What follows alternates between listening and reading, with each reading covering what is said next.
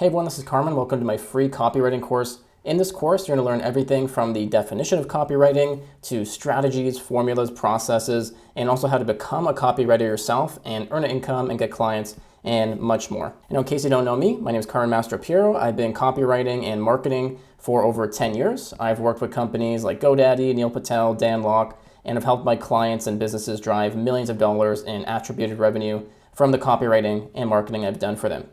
And to jump right into it, let's talk about the definition of what copywriting is and exactly what it looks like. So copywriting really is the art and science of writing advertisements and marketing material.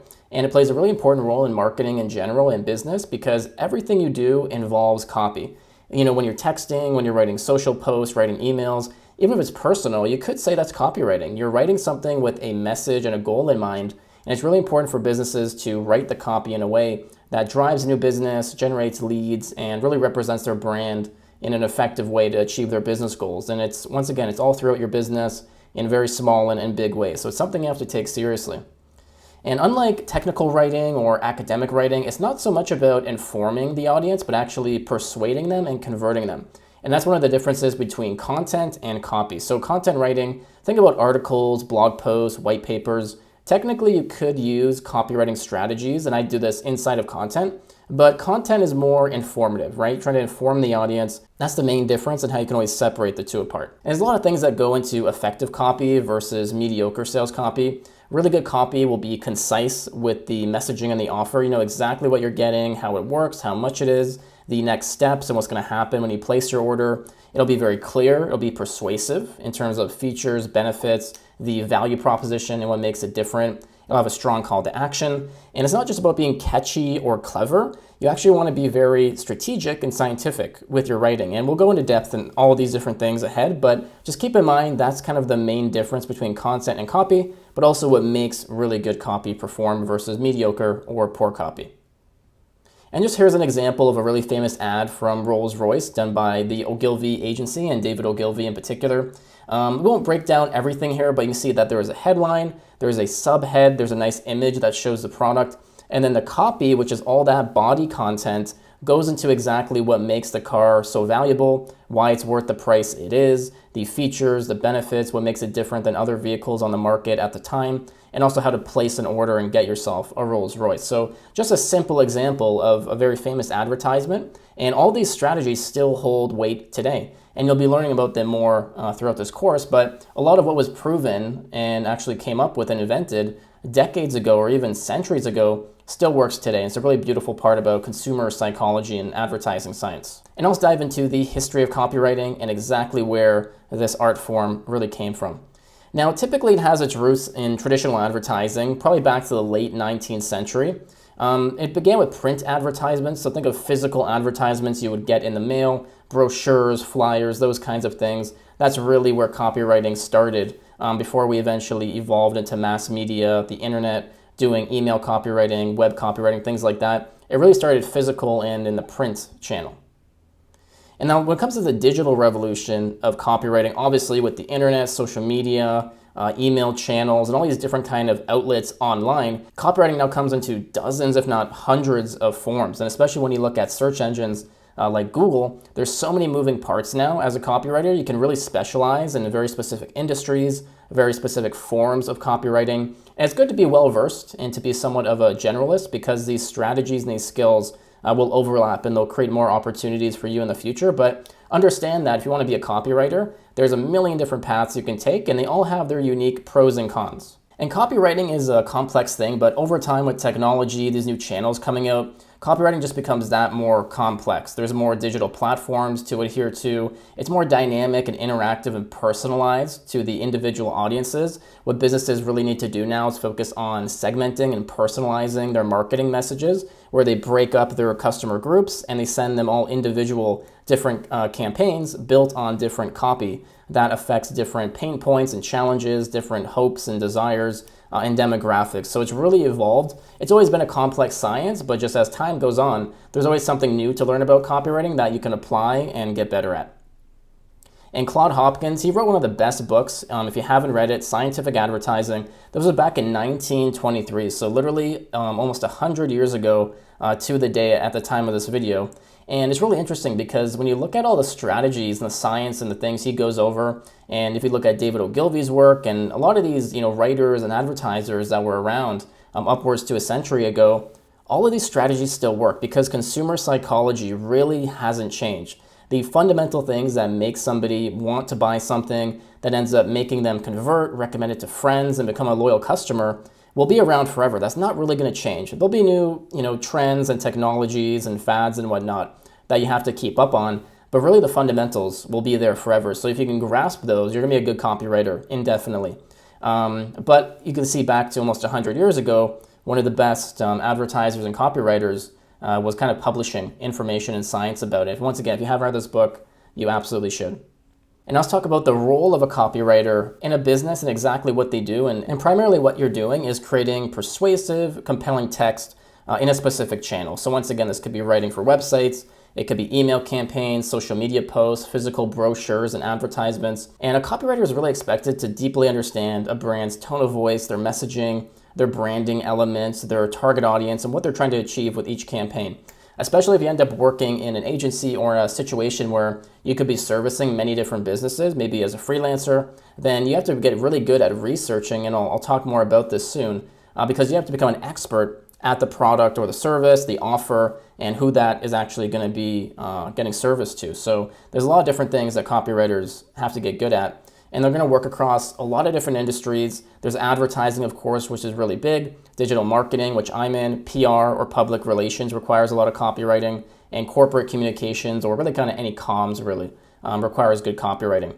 And you might even go further, and maybe you're a healthcare copywriter, tech copywriter. Maybe you just work with software companies or other agencies, fashion, finance. So once again, there's so many different routes you can take as a copywriter just based on your own experience and your own passions and interests. For example, with myself, when I was full-time copywriting, I tended to work mostly with other marketing agencies and B2B software companies.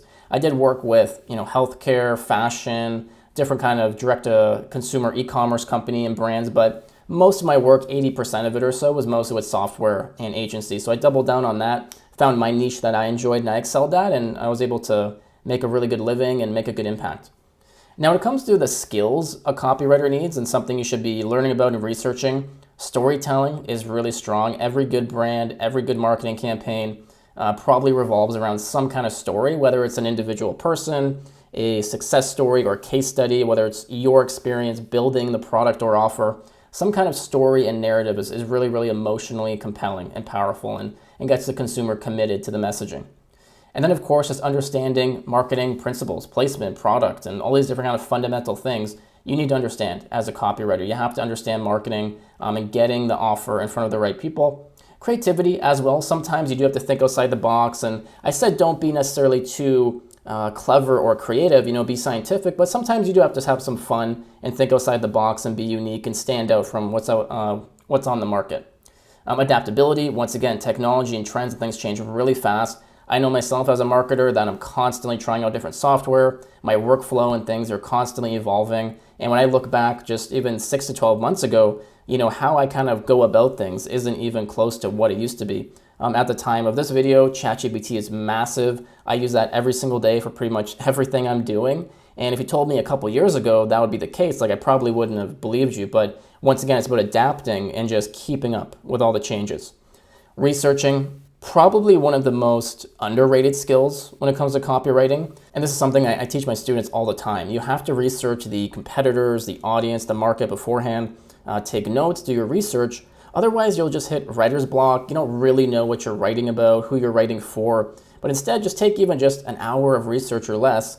You have some notes you can take and you reference those while you're writing. And it just greatly speeds up the writing process, but also the actual performance of the ad.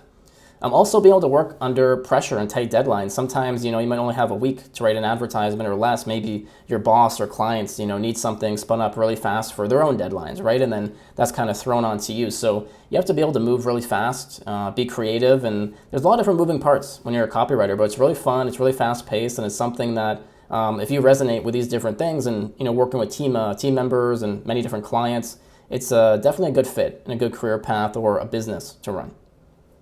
And now what's really important in the copywriting process next is understanding your audience. Because remember, you're writing for a very specific person. You can't write generically. You really have to understand your audience and identify who they are in terms of their demographics. So think like age, gender, location, income, but also their psychographics, which are really important. So when it comes to demographics, you need to know these things, right? Because you can't sell maybe like a $5,000 product to somebody that's in a lower income bracket or lower income area, or they're just not really in the age or kind of lifestyle point in their life to enjoy that product or afford it. So you do have to know the demographics, but it's really important you know their psychographics, because when you understand their desires, their feelings, their hopes and dreams, their pain points, and what keeps them up at night, you can create something called a buyer persona or customer persona. And it allows you to take all your research and put it into a spreadsheet or graphic, some kind of document that you can reference while you're writing. So you can always think of, okay, I'm writing this message, this call to action, this headline. Would it click with my customer persona, that personification of my main customer?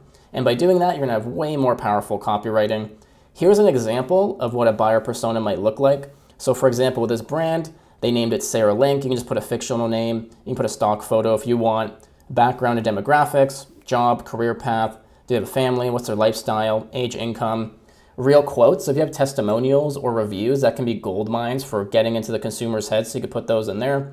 Goals and challenges. So what do they struggle with? What keeps them up at night? Really important to write that down. Identifiers. So is there anything that they prefer in terms of communication? Do they spend time on certain social media or platforms? You should put that in there. And then what can we do with all this information and their goals and challenges? What can we do to help them solve that? So what are your products and offers that would help them achieve their goals? And then marketing messaging. So if you have any kind of way to describe how you would help them or any kind of main phrases and hints, you can put it in there. Once again, you're just going to reference that while you're writing.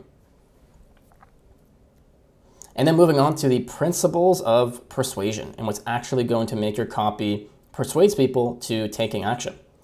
And really, when it comes down to copywriting and advertising, it's consumer science and it's psychology. And these are really fun, fascinating things to study and get better at, because these are what trigger people to actually take action in day-to-day life, in their personal life, but also as consumers when they're buying products. And if you know these things, you can interweave them into your advertisements and marketing. And it's something that the average person might not pick up on. They kind of just see words, but really it's optimized and structured and crafted in a way that's actually meant to kind of attach to their psychology and push them in a certain direction. And some emotional triggers and things you want to be thinking about. One, like I mentioned, storytelling. It can be the story of how you experienced some kind of issue maybe they had, and you found the solution, now you're offering it.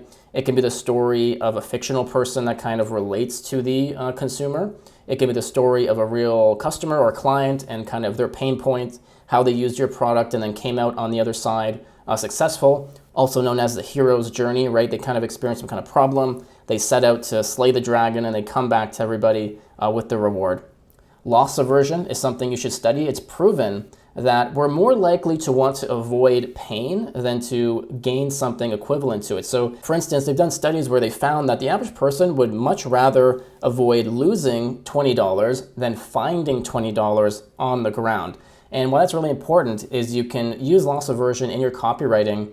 And just for example, you can say things like, avoid X pain point or challenge, avoid struggling to get clients again with our digital marketing services. Stop feeling bad about this or that with our product. So try to frame it in a way where you can help them avoid that challenge or that pain point, loss aversion. Choice of paradox. It's also proven in science and psychology that the more choices we have, the less likely we are to make a choice. So sometimes what you'll see on landing pages is they have no navigation, no footer, or it's very, very minimal. And they craft it in a way that kind of pushes you just in one direction. You can't choose a million different options. There's not, different products. That sales page, that sales letter is only written and optimized for one thing. So once again, paradox of choice. If there's a way to kind of simplify your sales pages and your advertisements, do that, because when you start offering in different things, it becomes confusing. So as a rule of thumb, maybe per advertisement or campaign, just focus on selling or offering one thing. Social proof. So think testimonials, case studies, success stories. 90% plus of consumers are looking for reviews and testimonials before they buy from you. So if you don't have these somewhere in the face of your brand and your marketing, people probably won't convert as often, because think about even yourself. I know when I go shop on Amazon, when I use a local service, I instantly go look at the reviews. I want to see people saying the good things, I want to see the bad things, and that helps me make a more confident decision. And most of us, if not literally all of us, do that in some way. And then another one to think about is urgency and scarcity. Scarcity being a lack of. So think about if you've ever seen an advertisement that said, oh, there's only 2 seats left of this event, you got to book now. We only have 5 of these products left in inventory. It's scarce. And what happens when things are scarce? The value goes up. That's why when you look at luxury brands, they are the kings of doing this, because they take a product, they make it for the most part limited quantities, they raise the price, and now it's scarce and people think it's so valuable, when really it's funny. If you go kind of through the supply chain, it's not really worth any more than your average brand, but it's all about how they position and brand it. It's really beautiful and smart. And then urgency is kind of built into it. When something is scarce, you feel like you have to take action now. So if in your advertisements you can create a sense of scarcity that's real, don't make it false, because it's pretty easy to see through, and if people find out, it's inauthentic and they'll have a bad perception of your brand. So just use it when there's a genuine limit of inventory or a timeline. At the time of this video, Black Friday is around the corner. And what do you see? Black Friday sale, only one day to get 50% off. Black Friday deal, sale, it ends in 48 hours. Once again, it's creating that urgency that we have to shop now or we're going to miss out on this great deal, and because it only lasts a certain amount of time. These are just a few of the kind of psychological triggers to think about, but they're really powerful. And then next I want to talk about formulas and structures. And this is something that's really underrated when it comes to copywriting. Another thing that I tell my students all the time, use formulas and templates. You have to write from scratch, you have to be creative and do your research, but also don't reinvent the wheel and work smarter. So that's where formulas and templates come into the picture.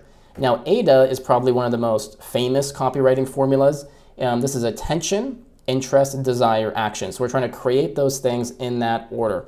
So attention would be doing something like a bold statement, asking a question, having a really good headline, asking something that's relevant to their situation, something of almost not shock value, but really bold and instantly gets their attention.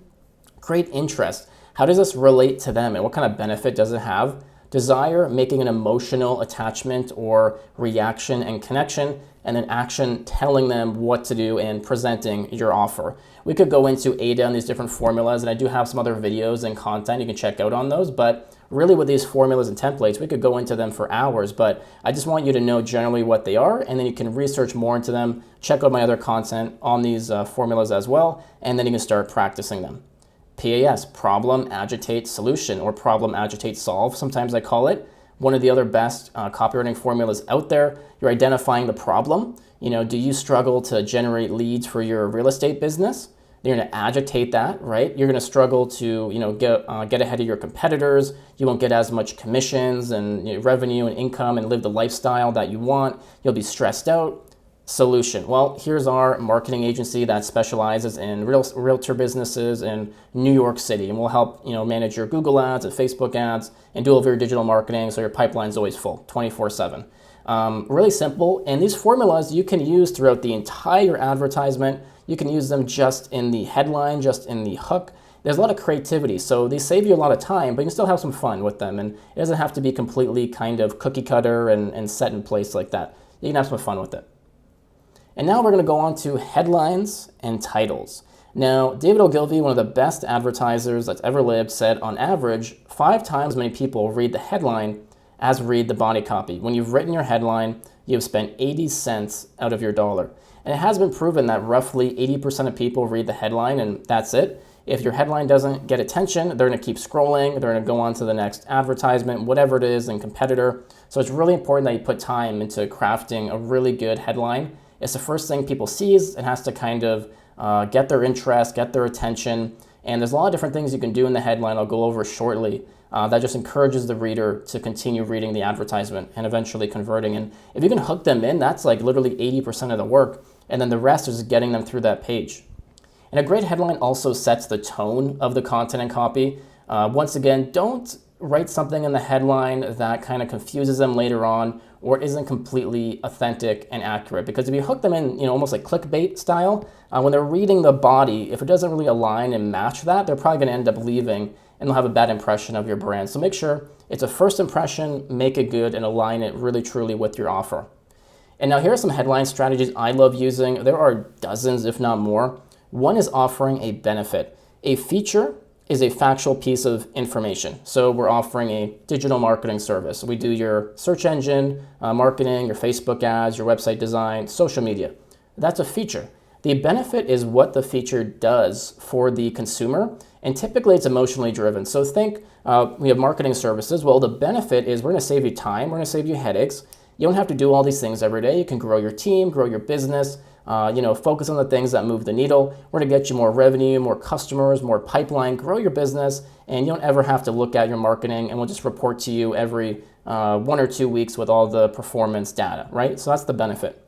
Use a call to action in the headline. You can tell them to get a certain benefit, to continue reading, to get the offer, or something along the lines of that. You can have some creativity with it, but use a call to action in the headline. Tell them what to do. State specific numbers and info. So when you use specifics in a headline, it makes it a lot more concrete and believable and interesting. If you said, here's how to make money online. Pretty boring, pretty generic, but if you said, here's how Richard made $5,100 in 20 hours using this one method and one channel. It's a lot more specific, it's a lot more exciting, and people are gonna think, oh, like, I gotta learn about that. Like, how did that happen? And that also, number 4, creates a sense of curiosity. So when you withhold a little bit of the information, it forces the reader to continue. And this is really powerful in any kind of copywriting. It's probably one of the most powerful things you need to know with copywriting, because it's the best way to hook somebody in. Imagine with that example, we wrote an email campaign, and the subject line to the email was, Richard made $5,100 with this money-making method. Well, okay, it's about making money. There's some guy named Richard. He made almost $5,000 in a day. You're going to think like, okay, what happened? How did it work? How can I do it? But we're not giving it all away. We're not saying Richard made $5,000 using drop shipping or affiliate marketing, right? We're withholding a little bit, so you have to click the email and figure out the rest. And then scarcity or urgency, I touched on that once again. You can use that in the headline as well to hook people, and then targeting the customer's pain point. People don't buy products, they buy solutions, right? So think about what keeps them up at night. Target that pain point in the headline. Are you struggling to grow your business? Are you in crippling debt and don't know how to get out? Do you not like what you see in the mirror and you want to raise your self-esteem? Hit their pain point, and that's going to get them emotionally attached to the copy and continuing reading. And then something else I want to talk about is search engine optimization with copywriting, because this is a really easy win, something you can quickly learn and do with your sales copy. And a lot of people and a lot of businesses, and I've seen this with my clients and students, they miss out on a lot of traffic and visibility because they don't understand search engine optimization and how they can implement it with pretty much everything that they do. And now when it comes to writing for a search engine, one of the big things is keywords. You're going to research very specific search terms that people are looking up on Google, and you can see all of their data. I'll show you a couple tools in a moment. You get all their analytics, their search volume, how much they're searched per month, how much they cost for advertisers, all of that data. And then you place them in very specific ways on the page. So when people look it up on Google, you'll pop up and you immediately get more visibility and traffic. So you're writing a web page, you're writing social media copy, sales pages, landing pages. Why not optimize it at the same time for search engines and just get more visibility, traffic, and customers? It's a really easy win that people miss out on. And now here's a tool I recommend, semrush.com. They have a free version and a paid upgrade. I believe at the time it's probably about $70 or $80 a month. It could be a decent investment, but even with the free version, you can use it and get some free searches every day. This is just a picture of the dashboard, but you can see there's so many features in here. Keyword research, backlink building, site audits, a million different things you can use this for, but it's really useful for just analyzing web pages, your clients' work, getting keyword ideas, and then optimizing your work to perform better on search engines. Google's Keyword Planner. This is a completely free tool I recommend. If you want to start off here without investing any money into anything, all you have to do is sign up for a Google Ads account, and then this is built into the platform. And what better way to get keywords literally right from Google, the source of where we're trying to market. Very similar, you're going to get keyword ideas and variations. You can get forecasts. You'll get different planners and other features built into it. You get your monthly searches, year-over-year change, competition, and you can use all of this to optimize the copywriting that you're trying to put out and optimize it for search engines. And now also we want to think about with SEO is you have the keyword research, but you also have things like optimizing your metadata. the URL, the meta title, the meta description. There's things like matching search intent, what the actual user wants, and then creating content and copy that aligns with that. Optimizing your content structure so the search engines and the viewers can easily digest it and go through it and skim. Page speed and user experience. There's a ton of moving parts, but it's something you should really learn about. And I do have an SEO copywriting course built into my academy if you want to check that out in the description. And I go into a lot of these different things in depth that you can learn about. And now writing persuasive body copy. Let's get into actually some more strategies that really matter. One, storytelling. I can't really nail this enough. If you can build a story into your brand and into your advertisements, it's something that people emotionally relate to. It's proven that so many things happen and fire off in the brain when we read stories. It gets emotionally invested. We can kind of reflect and see ourselves in the story. It helps us build a relationship and connection with the brand we're reading from. And eventually, actually, you can weave it into your product and your offer. And it can be really seamless if you do it right and help with conversions. Structuring your copy, really, really important. Make sure you're using bullet points for clarity, subheadings, headers, calls to action, buttons, media to break up the text if needed. And sure, it needs to read well, but it needs to look good too, especially if you're writing something probably on the internet. And the website needs to be fast, it needs to load quickly, it needs to be smooth, it needs to feel good, because the copy can be great, but if it's kind of choppy, it's loading slowly, things are breaking, people will just leave. And it's actually proven in a lot of data that the longer it takes for just a page to load, you will lose tons and tons of users for each second longer it takes. So make sure that you really optimize the technical components. And maybe if you're working in an agency or for clients, they probably have these things taken care of, but it's something to think about. And then of course, you have to create a connection with the audience. It's not necessarily about selling. It's about providing a solution and already probably convincing them what they know and what they're thinking about. And you have to be relatable to achieve that. And really good copy makes the consumer feel like, you know what, they get me. Like they understand what I'm trying. And I have this experience sometimes when I'm looking up products and services I need. There's sometimes where I just find a business or brand and I can't believe it. Like they just get everything I'm looking for. It just hits everything. And I kind of snap into marketing mode and I think, wow, that was pretty sweet. That was impressive they did that.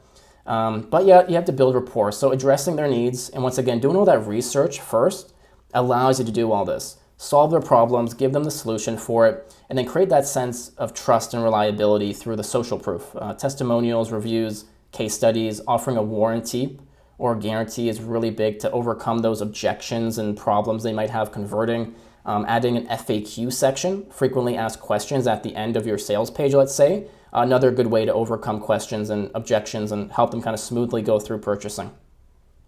Brand voice and tone. So even though a lot of this, once again, is about converting people with our marketing material, it does have to have branding elements, and tone of voice is really good. And this is the voice that you write in that your messaging has. And it's important that it's consistent throughout all of what you do. How you write your Facebook ads and how you post on Instagram and how you write emails should all relatively look and sound the same because it creates a consistent brand experience. Imagine if you ever gone to someone's Facebook page and it looks a certain way, and they go to your website and it's like maybe completely different colors and elements, and you might get confused and kind of just feel off and almost wonder like, am I on the wrong website? Did I find the right brand? And I've had this happen, maybe you have too, and that's why it's really important that you have consistency in your messaging, but also the design elements too. But you do have to adapt it for different brands. If you work in an in-house agency, if you end up freelance copywriting, you'll probably work with tons of different industries and companies. And it's really important that you understand the nuances of their branding, their content guidelines, exactly who they're writing for. And these are things you can ask for and that they should have on hand. And you can use these while you write. But you really have to write for that individual brand and campaign. If you write generally, it's just going to come off really almost vague, not interesting, probably not for the right audience. And it just makes it kind of blend into the crowd and just fall into the static. But by having that unique brand voice, it's memorable, builds loyalty, and people can actually kind of remember that advertisement and that experience. When it comes to developing a unique brand voice, again, if you're working in an agency or for clients, they'll probably have these things. But maybe if you're developing your own brand voice for your business or company, you want to be looking at who you're speaking to, the values and missions you have, and maybe your company or even your own personal personality. Is it very authoritative and professional? Is it more friendly and conversational? Think about your branding, who you're speaking to, and what you're trying to achieve. Note all those things down in a Google Doc or some kind of spreadsheet and use that while you're writing and refine it over time. And now naturally, once you've written your copy and advertisement, you can't just publish it. You do have to edit and proofread it. It's not everybody's forte and strength, but it is really important when it comes to refining your sales copy and its performance. And you need to do things like obviously correcting grammar and spelling, improving the clarity, having consistent tone, and just making sure that the overall message is aligned with the offer and the goal, because you'll be surprised when you go write your copy first draft, you go to edit it, there's a million things you might end up taking out to make it better. And sometimes less is more, truly. So some things you can do, you can try reading the copy out loud. You might catch certain things that just don't sound right, especially if you're writing copy in a way that's supposed to sound like you speak. It's very conversational. If you read it out loud, you might think, you know what, sounds a little robotic or choppy, I can cut that out. Editing tools, I'll show you one in a moment. Grammarly, Hemingway app. Use these things to edit on the go. It's a really big time saver. Also take breaks in between writing and editing. It's easy to get burnt out. There's so much work to do. And you might just kind of try to breeze through it, but take your time and take it seriously. And also maybe look for other people's opinions. Join writers groups on Facebook or LinkedIn or Discord or Slack. Share your work, get their opinions from other people, and they might be able to pick up on certain things that you didn't notice, and you'll become a better writer that way. And then, of course, it's important to also learn common mistakes and errors and avoiding them. Passive speak's very, very common. You want to use more active speak because it's more confident in your writing and what you're presenting. It doesn't sound as passive, and you're presenting something that you're not really committed to or have too much conviction. When you use active speak, you're really confident. Here's the product, here's what it does, here's why you should get it, and here's how. So there's a lot of different things, though, when it comes to editing and proofreading. If you want to look up different lists and checklists, I have those on my website and blog. You can check in the description. Keep those on hand and kind of just keep them in mind while you're writing, so you know that you're not making them. And then, of course, with your own writing style, you might notice, you know what, I use passive speak. I don't use as many calls to action. I'm not being very emotional or storytelling. Just kind of pick up on those things that you notice with yourself, and then you can fix them. And then here's just a dashboard of Grammarly. Now, there's the Grammarly app itself here. I prefer the Google Chrome extension because if I'm in Google Docs or I'm really editing anywhere, it actually aligns with that. It integrates, and then it'll give me updates and suggestions for grammar, spelling, things like that. You can adjust it for tone of voice, and it'll actually give you different suggestions based on that. Once again, you're trying to be more authoritative and serious, more friendly and conversational, and it'll adjust the suggestions that way. And then testing and measuring your copy, something that a lot of copywriters don't do and they don't get too good at. But of course, you publish your copy, you publish the advertisement, you have to know exactly how it does and the numbers and how much revenue it's bringing in. Because really good copy and testing it can help you find different variations and things that perform better. And over the long term, and even short term too, testing can help you drive new revenue and new business opportunities. And one of the most common ways to do this is A/B testing. Okay, it's as simple as you have the A variant, you have the B variant, and you test them together and look at one metric. Typically, in particular, you shouldn't do too many tests or measure too many things at once because it can get confusing and kind of muddy the data. But maybe you're going to test 2 different subject lines together, 2 different headlines, 2 different calls to action, 2 different calls to action button colors, 2 different offers or pricing, and you run them for 1 week, 2 weeks, however long you think you need, depending on your traffic. And then you look, okay, it looks like this subject line had a bigger open rate. We got a better click-through rate, better conversion. We're going to use that one. That winning variation is what's called your control. And you now have that winner, and you can keep testing things against it until you find a better variation or combination. That's your new control. And you just keep on doing that and adding on new conversions and revenue and performance.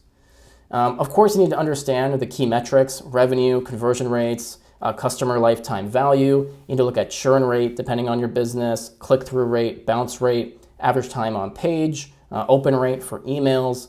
Depending on the channel, it's going to change, but you want to understand these key KPIs and then make sure you're measuring them. And one very good tool to do that is Google Analytics. Completely free, by the way, and this will integrate with your website, landing page, your e-commerce store, Shopify, and essentially gives you all the data you need on the events that are happening on your website, the pages that people are visiting and engaging, where they're dropping off, where they're landing, the traffic sources and what's converting the best. You can set up custom conversions and goals inside the platform. And honestly, you can look at hundreds or thousands of metrics, but it's something you have to get good at as a copywriter and marketer, because good marketing is data-driven. And this is a huge value proposition to the job or business market if you can be someone that really understands analytics and data and attribution. And Google Analytics is a good place to start, but it really scratches the surface in terms of the software and capabilities that are out there.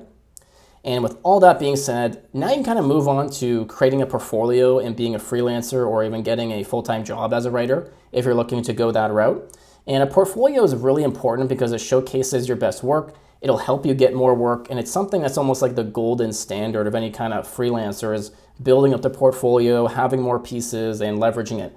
It's something you hear about all the time. And you want to show diversity in your work, so different samples, different channels, maybe some email copywriting, some sales letters, some print advertisements. Maybe you just kind of double down on print ads, and that's what you're known for, just direct response copywriting with print. Maybe you're just an email copywriter, but maybe at first you could be a generalist like I was and just have kind of a wide portfolio and then decide later what you'd like to double down on. And it really highlights your work and your achievements. You can put it on your website, your social media, your resume. It's a really wonderful thing to have. And I personally like WordPress for building an own personal website. And I think that's really the golden standard for every copywriter is you should learn how to build your own website. I prefer WordPress. Maybe you use Squarespace, Wix, Weebly, whatever, but eventually you should have your own personal website. But you can use things like Behance, there's Dribbble, even LinkedIn. You could put some of your work on there and your other social media accounts, but there is pros and cons to each one. Just make sure at some point you have an online portfolio, even if it's just literally a list inside of a Google Doc or a spreadsheet, just something you can share with potential clients. Here's just a screenshot of my homepage with my current business. Once again, I made it with WordPress, so just to kind of show you, you can definitely get something up that looks nice, it feels nice, and it converts well. So you should get that, and it helps with branding and getting more clients. But don't stop at portfolio pieces. You should be also measuring case studies and testimonials. Case studies are the written experiences or processes you had with a client. This is where you show, okay, X client came to me, here's what their problem was, here's what we did for them, and here was the result. So it's like a really detailed testimonial or review. And these are great because it actually shows the process of your thinking and execution and the results you got for somebody. So it's not just a portfolio piece, a written advertisement. Potential clients can see, oh wow, they actually got an extra $100,000 in revenue from that campaign. He increased their open rates on their emails by 20%. The click-through doubled. So they can see real-world results from your writing. That's really what a client wants, whether you're in-house or you're freelancing. Testimonials. So if you can get these in written or video form, great social proof. It just has a client saying, hey, I worked with Carmen, had such a great experience. He's professional. He's always very communicative, met deadlines, and he drove great results. So once again, it can be just a one-liner that you get from them via email or something or texting. But if you get them to record a video, and there's some actually tools out there, I can't remember the name of them, but if you look up video testimonial tools, there's ones that will send a link to the client and they can record it, in a minute really quickly and it's seamless. So that helps a lot. And then of course, naturally you have that portfolio, and as you're building that up, you need more work and you have to make money. So you can work freelance where you run your own business, and obviously you have to deal with more probably taxes, branding, marketing. I did that for many, many years and loved it. Or you can work in-house. You can essentially be a copywriter within an agency or another kind of company. And depending on what you're trying to get with your goals and lifestyle, maybe you want to be your own boss and be more free and run a copywriting business. Maybe you want more consistency and security. Having a corporate job or agency role as a copywriter is probably more fit. But no matter what you're doing, you should be networking, attending local events. This can be like Business After 5, Chamber of Commerce. You can use Eventbrite or meetup.com to look up business and marketing meetups and attend those. You should be obviously leveraging social media, have an account on Facebook, Instagram, TikTok, LinkedIn, Twitter, post on these regularly, connect with people in your industry. And then you can use your new and existing network to see if anybody has any kind of opportunities for work. If you're just starting out, don't be afraid to write a few things for free just to get them in your portfolio and have something to show, and then you can charge later. I usually recommend that if you're starting from scratch. And then also job boards. Don't be afraid to use these. There's freelance ones like Upwork and Fiverr, but then you can also use LinkedIn and Indeed to find full-time copywriting jobs in companies. So make sure you're optimizing your social profiles, you're bidding for jobs. If you're on Upwork, let's say, you need to build a really good online reputation, because when people see your portfolio, maybe you have a website, you have really nice social profiles, it makes you stand out and you're more likely to get those phone calls or those interviews and opportunities. So take your online brand seriously as a freelancer. And then if you're specifically going the freelance route, I really think, and honestly I would say it's mandatory to learn cold email and cold outreach. It's such a cheat code for getting clients, and I teach it to everybody in my courses. So there's tools like Hunter.io and Apollo.io that are these big databases that allow you to filter them down and find decision makers and companies. You can then email them proposing that, hey, I'm a copywriter. I help software companies drive more revenue through their website, social, and email. Here's a link to my portfolio. Let me know if you'd like to talk this week. And then it's really important, though, that when you're doing cold outreach, maybe even on LinkedIn or Instagram through DMs, that you follow up. Because especially with marketing directors and senior marketing managers, whoever you're contacting, these are busy people. So maybe they actually do want to have a conversation, but they just got so much on their plate, they can't get back to you. So make sure you follow up on a regular basis. And the beautiful part about these tools like Apollo you see right now is you can automate it all. So you can kind of get the people you want through these different filters. Like you can see there's keywords, job titles, company, location, employees. You can then put it in the Engage tab, specifically here on Apollo, and then completely automate the email, all the follow-ups, and you're pretty much doing very, very little work, and you're just getting these meetings in your inbox they can jump into, and then you can learn more about sales and closing people on the phone or on Zoom. Now, that sums up this copywriting course. I hope you got value from this and you learned a lot about what copywriting is, how it works, some strategies and things you can take away. Now, if you want to learn more about copywriting, you can go to my website. I have a blog and different resources and other free courses there. But also I have my Copywriting Academy and courses that if you're really serious about leveling up your writing, your income, and you want to get coaching and mentorship from me, that's built into it with lifetime access, new updates, and support from myself. You should also subscribe to this YouTube channel. I post content on a regular basis about copywriting and digital marketing if you want to learn about those things and really level up in those areas. Other than that, once again, I hope you got value. Have an awesome week, and I'll see you in the next video.